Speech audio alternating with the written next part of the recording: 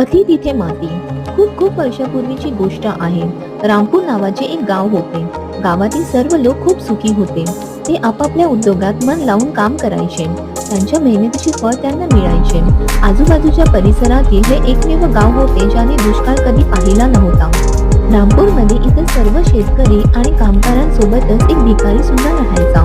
गावातील लोक इतके संपन्न होते की भिक्षा मागून उदरनिर्वाह करणाऱ्याला सुद्धा कधीही उपाशी राहायची वेळ येत नव्हती.